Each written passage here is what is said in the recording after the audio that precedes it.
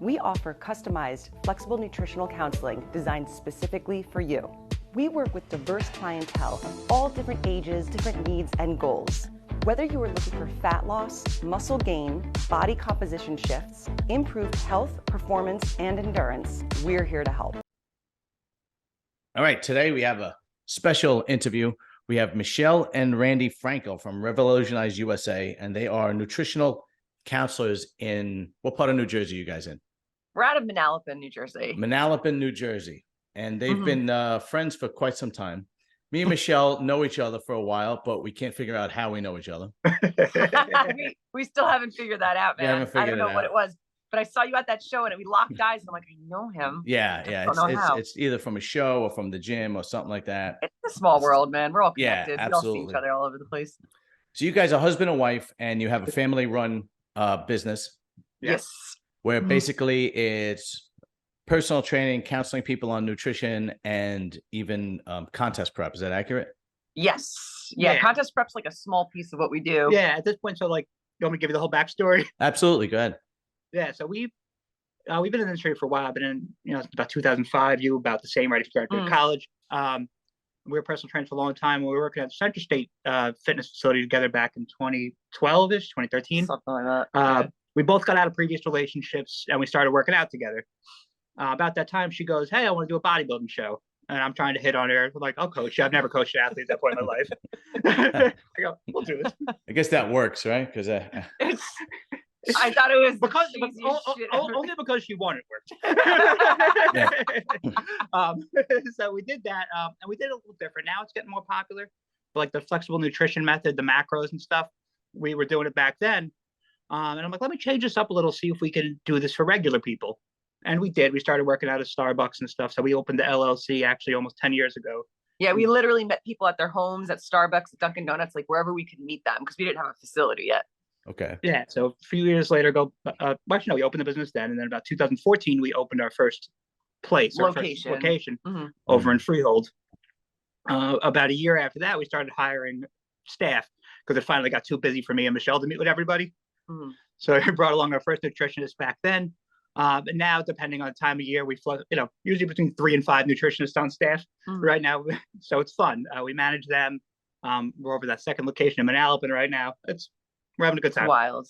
That's fantastic. That's great. So did you guys personal train before you guys actually opened the business, each of you?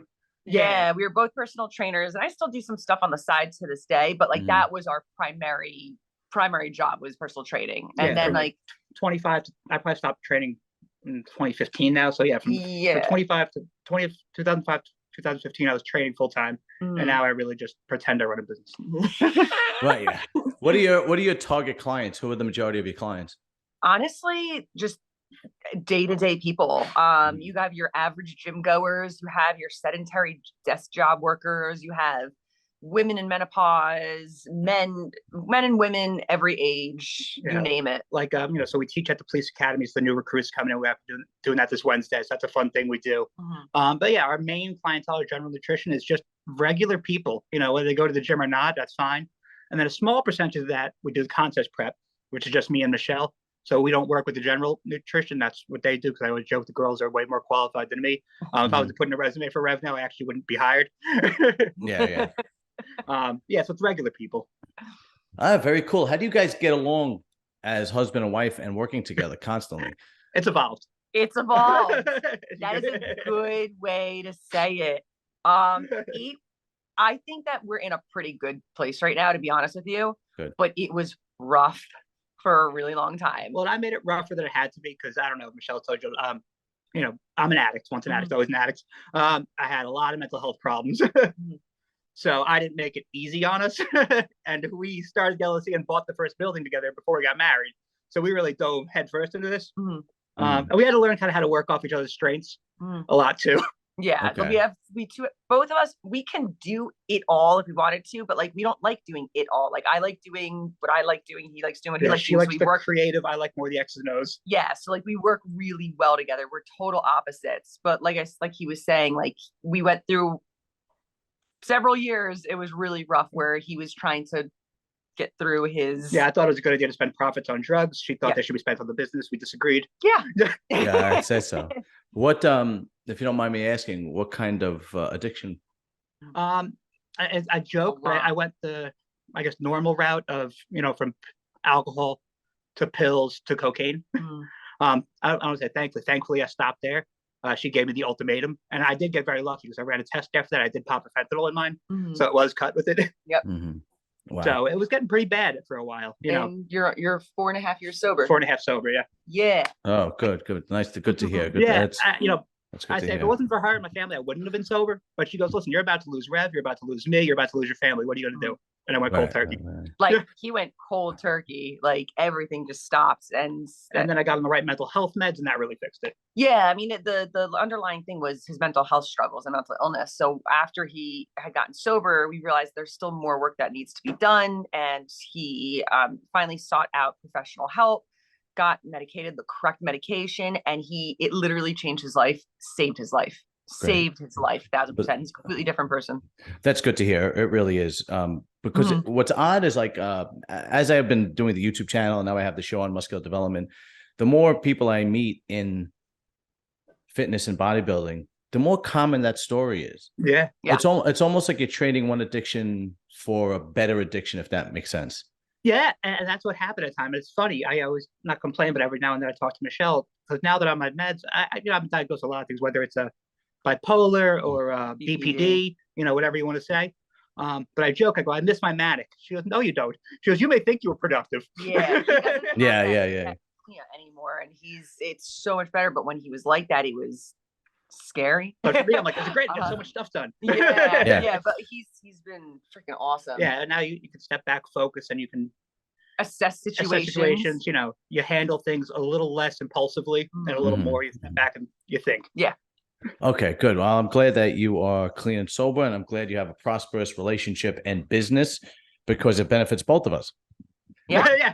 Yes. Yeah, absolutely. Okay, so you said something about menopause. Is that something specific that you target? Is that something that it's just a lot of women that are going through menopause happen to be struggling with their body changing, their fat storage changing, their nutrition. So it just happens to be a lot of people who reach out to us for help. Yeah, and a lot of time at that point in their life too, you're a little older, so your money's right. The kids might be off to school. You're like, okay, time to focus on me. Right. Sure. Yeah. We actually get a lot of women who compete in that era too. Like their kids are in college. They're like, hey, I'm 45, 50. I want to take care of myself for the first time ever. Right. That's really cool. How different is it? And where do you have to study to figure out how menopause works and how personal training works through menopause and so on and so forth? So it's fun. So Michelle has her degree in exercise science. Yeah, health and exercise science, kinesiology, and athletic nutrition. And our whole staff is nutrition dietetics. So honestly, just knowing that what worked for these women years ago just doesn't work for them now. Like I'm a nerd with a personal training degree and an associate's from Brookdale who just likes to read a lot. So I was joking, I'm better at finding really smart people and latching onto them. And letting them do their job. I can delegate really good. Yeah.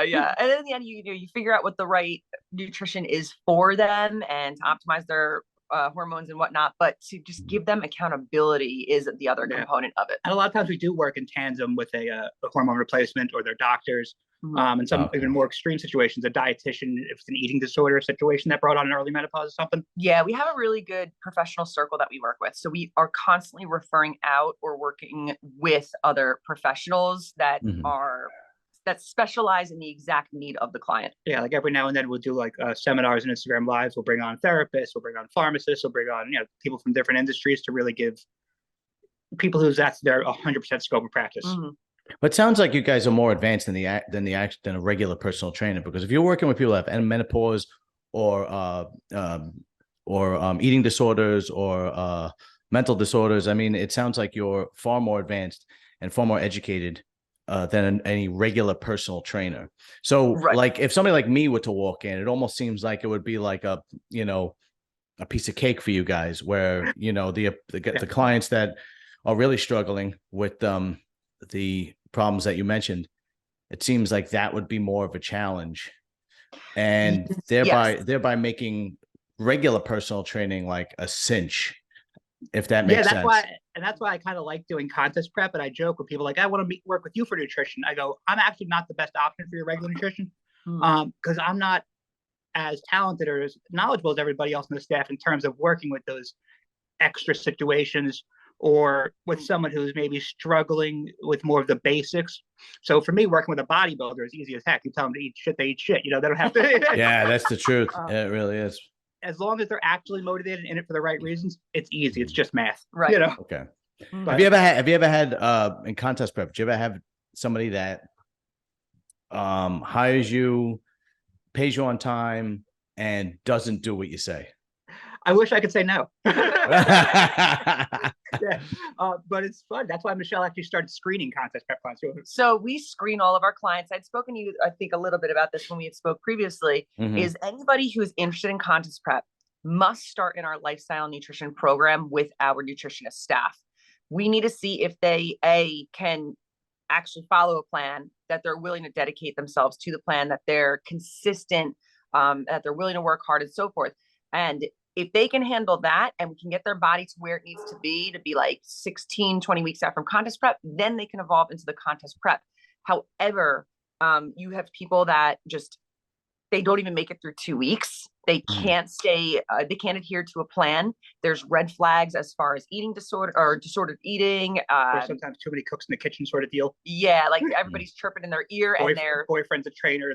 They say they're doing your thing, but they're not doing your thing. Oh, yes, yeah. So everybody's got to go through our lifestyle nutrition program. It's our way of screening them and make sure that we're not seeing any red flags or any issues. Yeah. And it's funny, a problem. Not to cut you off. I think sometimes the people with the most potential and most genetics fail the hardest, because they think they can cruise on that. You know, I go, yeah, maybe the best looking guy at your gym or girl at your gym, where you got 10,000 followers on Instagram, but can you get past beach lean and get to the stage? That's a little different. And I don't care what drug you're taking. Right. If you can't, and I can't tell you about clients I have, but these guys where I go, if you lost 10 pounds, you'd be fucking amazing. And they can't get it together to lose those last 10.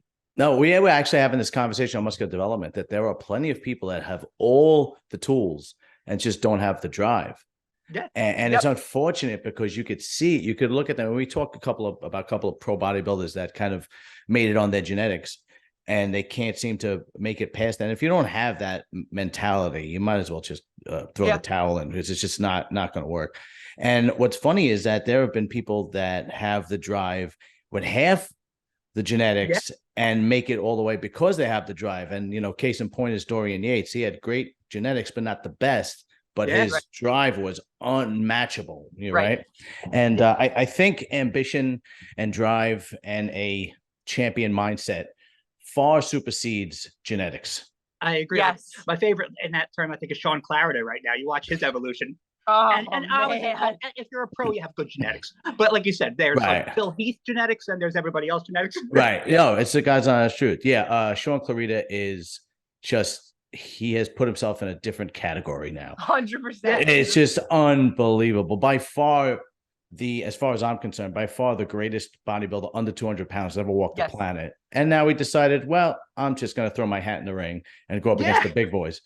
Fuck it. Yeah, I remember talking to him after the one open win he had. And I'm like, what? I go, that was more impressive than your Olympia win. I go, that was great. Because he beat guys that like literally had 70, 80 pounds of muscle on him. And it just blew me away. And he just... Yeah, and that's fun to see for me in terms of, because bodybuilding community, it's natural to complain about judging. Let's put it that way. Right. But to see someone just get rewarded because they should was really cool. Yeah, absolutely. Yeah, there's no question about it. Yeah, and we've seen screw jobs happen in bodybuilding. That's for sure. But let's get back to you guys. So it sounds like you guys work together like you work your marriage. What I mean by that is you each have a role and you're good at the role, and that's what you stick to, and it kind of works. Oh yeah. Yeah. And again, that was an evolution too. In the beginning, we both used to work together all day, every shift. We both would meet with the same clients, do the same thing. And it led to a lot of disagreements. Even though, let's say I would love the way she'd get the job done, I wouldn't like the way she would do the job. And I would overanalyze, like, why do you have to type that way? Why do you have to do this? Why do you do this? Like stupid things that just didn't even, they made no sense. Or she would yell at me like, Randy, how are you reading those notes? They don't make sense. I go, make sense to me. Let me be. Right. Yeah, no. I don't know how. Realizing, if you guys haven't been divorced by now, you are never gonna leave each other. Yeah, we made it. I think we made it. I think we made it. Yeah, there is. If we made it through what we made it through, I think we're good. And the business is doing well now, and that's cool and all. But yeah, I mean, there were times where we were, $200,000 in debt, sitting there. Mamma mia. Yep. We're back. You work through it. I always joke, I have like a rational confidence, which I think you need to succeed in anything. So for the first couple of years, I'm like, fuck it, I'll put it all on credit cards and figure it out. Right. Yeah. I mean, listen, but that's fantastic. I love a good success story. And I especially love a good marriage success story. And you guys have both. And the reason why like a marriage success story means so much to me is because, those kind of morals and values aren't really there anymore in this country. Marriage is kind of not thought about as important as the other things in life, like career, which I think is a big mistake. Right. Because your number one decision in life, I don't care what anybody says, is the person that you marry. I agree. Because that's the person you're going to have children. That's the person you're going to live with. That's your partner in life. And not many people give that much thought. And then you see a lot of shitty marriages, man. Yeah. And then when I see a couple like yourselves who are doing fantastic and have been through the rough times and are still together, to me, there's no better story than that. And I think that's very admirable. And I think that's probably one of the reasons why you're so successful in business. Yeah. I mean, like I said, you learn a lot of lessons from home life and from business life that do carry over into each other. They overlap. They really do overlap. Where you're like, okay, I was like you with a bodybuilding client. Are all your fundamentals good? Okay, just keep following the process. So like when we were repairing our relationship, let's call it, from my problems, it was a lot of, hey, we're doing the right thing. Let's just put the time in, do the work. And it was a lot of just communication, learning to communicate and know what triggers the other person and kind of staying away from those triggers. You know what I mean? So like I had sought out a therapist almost to kind of like figure out if what my feelings were like valid. Like, is this right that I'm bothered by this? And he was seeking out therapy, and like we had to take everything we were learning and put it together to work with one another. There's a lot of communication, and a lot of people are not willing to communicate and they're not willing to listen to one another. Like I will stay here and be like, Randy, I know you're having a rough day, because he still struggles. He has his rough days. I go, what can I do for you? Like, what do you need from me? What do you need today? And he'll be like, I just need some space. And I'm like, okay, cool. You know what I mean? But I'm giving him what he needs. And I think a lot of people aren't willing to ask each other what they need and follow through with that. Yeah. And now it's like, you pick your battles. I'm like, does this actually bother me, or am I being a dick? Right. Like, and he'll admit it. He'll be like, okay, I'm being an asshole. No, and I agree totally. I think you hit the nail on the head. I think people don't. I think most relationships are lopsided. One person gives everything, and the other person kind of just takes. And that's what we were. That's 100% what it was. Right. And then if you don't change, it's just going to continue down that path, and it's going to be a disaster. But we were at the point that I was like, my cup is empty. I go, I have nothing else to give. You know what I mean? And that was when the ultimatum was done. You know what I mean? And how long did that last for? That was like that I was going through that. Yeah. How long was it that you guys were in a relationship and his addiction was affecting you? 2015 was the worst. I wish if there was a year I can eliminate out of my life, it would have been 2015. Yeah, but that's it. Really went from 2014 to 2018. I was really in the weeds of it. Really going. Yeah. Well, Michelle, you're a special person, because most people would have thrown in the towel and said, "Fuck this." But you know what? It was. I would say I was a functional addict. I was still going to work. I've never missed a shift. Never missed a client. Yeah. Right. Yeah. But she just got the bad side of it. But when it happened, like there were times that like I couldn't heal. Like they say, you can't heal in the place that you were like damaged or whatever. Like I had to remove myself from this place and go live elsewhere for like a couple of weeks at a time to let him, whatever he had to do, detox, whatever. And I had to work on myself and repair myself during that time. So I couldn't. And I think that's very important as a woman, that you chose to heal yourself while because I think being that women are more the emotional creature, when terrible things happen or dramatic things happen, it happens emotionally tenfold for them. And men can't understand that. Men just go, just fucking shake it off, right? Right. Yeah, just fucking, where as a woman, it's so much more dramatic and so much more emotionally damaging that they have to take time out and heal. But truly, you guys are truly a love and business success story. And it's really nice to hear. And that's one of the reasons why I'm glad that you're on board with Serious and Cylinder Bodybuilding, because I think the two of us working together, I think we're gonna definitely help each other out. I think it's going to be a good relationship. And I just admire both of you. I truly do. Thank you. You're my drama king. I try. If you want to talk about the role, Randy is definitely the dramatic one of the couple. Yeah. And I'm the one that's just like, I think I broke her emotionally. Yeah. I think I've endured enough trauma that there's certain things inside me that broke, and now I just kind of live my life. At this point, I don't know if it's more of a threat or she goes, if something would have happened, I would have been mad. I'm just out. Yeah.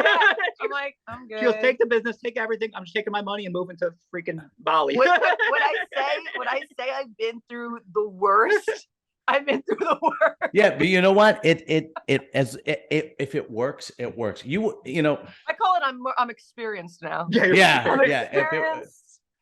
Look, my soul has died. Yeah. My wife owns a hair salon, right? And it's called, the title of the hair salon, and you can only imagine what I go through. It's called Salon Drama. That's fantastic. Yeah. It's called Salon Drama. It's in Fairfield, and she works very hard, but when she comes home, she likes to, vent. And at the beginning, when she first opened the place, being a man, I would be like, oh, well, I'll help. I'll come and do this. I'll come and do that. I'll do this and I'll do that. And of course, I had to understand that she was just venting, and that's how she wanted to express herself and talk about the stress that she has. She just wanted to talk. Right. And now I could literally just have a tape recorder, and I should just hit the play button, and it just have my voice just go, really? Wow. Get out. Really? Well, you don't say. Yeah, really? Wow. That good. And every once in a while, I go, that girl's crazy. I told you she was. That girl's crazy. Got to add that in. Yeah. That's crazy. Yeah. And it's funny. What's that old quote? Not old quote, but it's going around now. It's like, do you want advice, or do you want someone to listen? Yeah. That's it. And it took time for me to compromise, because I'm very, I'm very masculine, if you would. So that means if you come to me with a problem, I'm trying to fix it. Yeah. And she don't want to fix it. She just wants fucking me to listen. So it's like the complete it's like the complete opposite with you guys. So that's so like me, I'm in this overlaps into business. I am the problem solver. I'm the solutionist, right? Right. So Randy has an issue. I'm like, all right, how can I help? What can I do to fix this? But I tend to be a jerk too. I'm like, if I'm complaining to you, that means I don't know the solution. Yeah. Otherwise, I'd fix it. I could give him a scroll of solutions, and it would be exhausting because none of them would be good enough. And I'd be like, I'm fucking done then. And I joke, I'm great in a crisis. Something bad goes on, you count me 100%. Yeah. But if it's a stupid little thing, it gets me. I understand. A pencil. I dropped a pen on the floor. This is back when Randy was like struggling, like in the heat of everything. And I dropped a pen on the floor. The pen just dropped on the floor, and he lost his shit. Really? I was like, I can laugh now, but now we can laugh. But at the time, I was like, what the fuck is wrong with this guy? Yeah. That's rough. That's rough. Yeah. And just the stress of being it. Yeah. Just the stress of being in business alone is enough. Yeah. Both of my older brothers are contractors, and there are times where, and I work for New York City, and I do this, and there are times I'll go, I might have a day off, or I'll be, near their shop, and I go walk in, and, they're looking at blueprints, and they don't even know I'm there. And I'll just say, hey, and they look up and go, oh, what are you doing here? Because, and they both of them have a bottle of Tylenol on their shelf. It's not easy running a business. People think that it is, there's no hard. There's no, I come in at 9 and leave at 5. That's no. Yeah. And that's what people don't understand. It's, maybe I can be flexible with my schedule sometimes, but when a problem comes up, you got to fix it. Doesn't matter what it is. Right. The buck stops with you. So, one of the staff has a problem client. That's your problem client, In addition, we're always trying to we're trying so hard to make sure our employees have a enjoyable work experience also. So like, we're always doing what we can to give back and to cater to their needs. We sit and have team meetings. I'm like, what can Randy and I do better for you guys? You know, in a sense, like sometimes I feel like I'm kind of working for them too. You know, it is a team. We're all trying to make the work experience and that's as good as we're possible. very lucky with right now. Our staff's been with us quite a while now, and it's cool. You know, I think we're pretty good bosses, but you know, they're also awesome employees, and I think they see that the work they put in gets back to them. You know, if business goes good, they know they're getting raises. You know, it's never gonna. That's fantastic. Yeah, that's great. But they put the work in and they know that they are going to be rewarded for it. 100%. And that drives employees tremendously. It really does. The one thing that disgruntles employees is when they aren't rewarded for their work, even if it's a pat on the back and hey, you did a good job, you know? Right. And but you guys have a great formula. Do you have any other family members that work for you, or it's just the two of you? Just us. Yeah. And I came from a family with all like cell phone business. Like, you know, my dad used to own a jewelry store. They used to do promotional advertising when he was alive. Now my mom does promotional advertising. She took that over. So my brother owns iPhone repair places. So we're all like kind of entrepreneurs. Yeah. So kind of, for her, she's the first in her family. Yeah, I'm the first entrepreneur, I guess. But but you know, Randy and I, we didn't have anybody help us out or back us up. This was an impulsive decision. Like when I say an impulsive decision, I love impulsive decisions. We were literally sitting on that couch. And we looked at each other. We said, let's buy the LLC on a credit card that we cannot pay off. Right. We went on, got it, paid for it, and that was it. It was just him and I. Like, we didn't ask people for anything. Yeah, I remember the first thing I did when I told my mom, I don't remember if it was either we're buying the building or we started the business. She goes, I don't have any money to give you. I go, I didn't ask for money. We don't want just give me a hug and say you're gonna do great. That's all I want. That's it. That's nice now because you don't have to answer to anybody. You know? Yeah, that's good. And that was a big thing for us. And I remember saying that specifically. I was like, I don't want to take a dime from anybody because I don't want to have to pay anything back to anybody. I don't want to feel like I have to owe anybody anything. So we kept it just us. That's the smartest move you could possibly make, because then people have a feeling that when you borrow money from them, then they have to have a say. 100%. I don't want that. And I don't blame you one iota. And we see it in every form of life. And it's almost immediate. Like you borrow money and it's like, you know what you need to do? And it's like, fuck. I do, which is why you gave me the money. So let me do my business. Yeah. And we've all been there. We've all been positions in life, unless you are very entitled and very, wealthy. We've all been positions in life where you're struggling and you need to kind of, hide your pride for a second and borrow some money. I mean, we've all been there, and it sucks. It sucks. And and the only thing you could possibly do is remember that position that you're in, and kind of been sympathetic for the next person when you're able to be able to lend money. Correct. And help somebody out. But at the same time, not be taken advantage of, obviously. Oh yeah, that is one of my favorite things to do. Is you train enough people after a long enough time, they want to open their own gym, they want to do their own thing, and I always love sitting down with them like, hey man, let's talk business plans, let's talk this. I see mentoring people. I see too many people in our business get very territorial, and I'm like, our demographic is 100% of the demographic for everyone in fitness. Everybody needs to get in shape, so there's more than enough to go around. We can share, so. Yeah, we're the most unterritorial people. And I go, if you're good at your job, you'll get people. If I'm good at my job, I'll get people. I'm not worried about you stealing. Yeah, there's enough to go around, and you're 100% right. And for maybe a formula that doesn't work for them, maybe somebody else has a formula that works for them. And if the person is willing, it will be successful. So what do you guys plans for the future? Do you have anything special coming up? So we have the 10-year anniversary coming up this summer. 10-year anniversary.